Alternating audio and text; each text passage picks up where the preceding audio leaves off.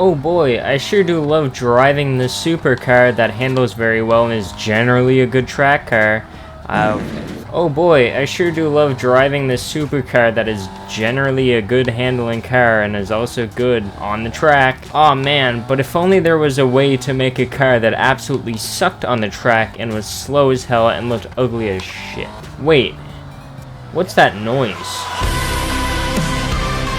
Welcome back to Automation, where it's been a hot minute since I put my car engineering and designing knowledge to the test to make the absolute worst cars imaginable, which is about every single one I make. But this time, I'm going to be doing it on purpose. I'm going to be trying to make the absolute worst supercar known to man. For the body, I could just do something like, you know, get some sort of ugly car like a Nissan Juke and then put a GTR engine in. Oh, they already did that, and it's real. Okay, that is extremely long. I think if I do enough of basically vomiting out terrible fixtures onto this thing, I think it might hold the king for looking like absolute garbage. So starting off, panel material, usually you'd want to do like fiberglass or like aluminum or carbon fiber on a supercar, but you know, we're gonna do what the Americans do and just put steel on everything. We'll do a rear engine, McPherson strut all around. Alright, we're gonna do a 3.7 liter V6 for absolutely no reason whatsoever. Yet again, we'll go the American route of push rod, iron, cast iron. Yeah, no, we'll just do cast all around. VVT? No, we don't need that. Turbos? What do we look like? Communists? Single barrel carb with a...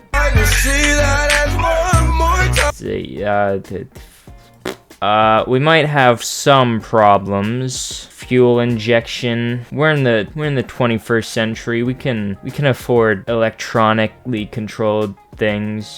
Crank stress, I think that's fine. Cam pro, yeah. Well, that's a problem.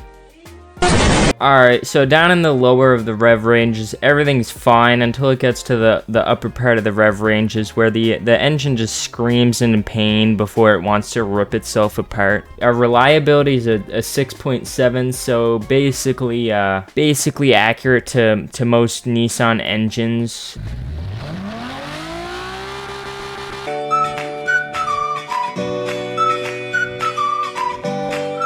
Alright, I'm sorry guys, I can't figure out how to make this thing sound worse than a VQ. Unfortunately, I'm gonna have to give the point to the Z and the G37 owners on this one. It's the ugliest color of paint you could put on a car. I think chrome takes the cake. Like 2013 GTA players would probably disagree, but chrome looks like absolute ass.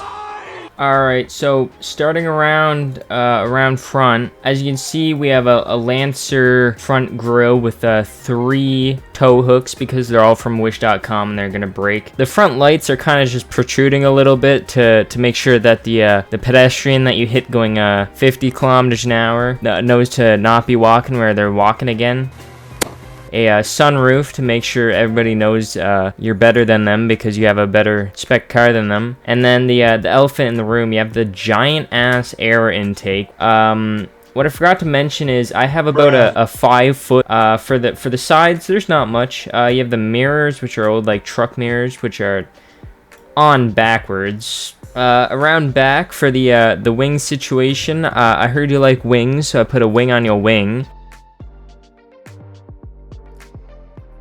So for the tail lights, I had like no clue what I wanted to do, so I just put Dodge Charger tail lights on it. Moving down to the splitter, I have 12 exhaust tips for an exhaust pipe that's 2.5 inches. And then for the rest of the empty space for this car, I had no clue what to do, so I just put a stretched out picture of an owl with the F word next to it. Alright, on to drivetrain. So I think I'm gonna put this thing as all-wheel drive, and then we'll do like a manual 3-speed. This car is radiating stupidity, and it's hurting my brain.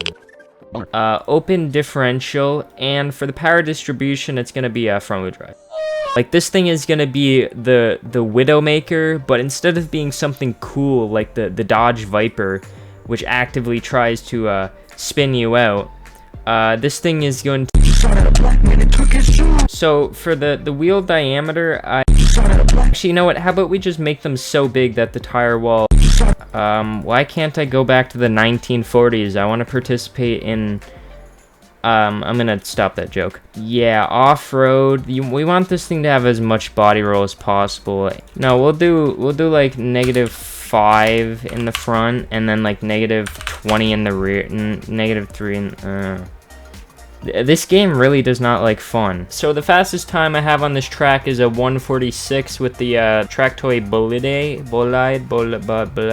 funny Italian word. Anyways, it doesn't even have the power to spin off the line. Makes sense. Oh my god, this suspension is floaty. Why did I put off-road suspension on this thing? I think this is the slowest I've ever felt a car do 55 miles an hour. This thing is drifting around like one of those games where you literally just hold the brake to drift. Yeah, I just let off the gas. I turn and this thing starts to oversteer. Let's see how this thing fares on the straights. Oh my god.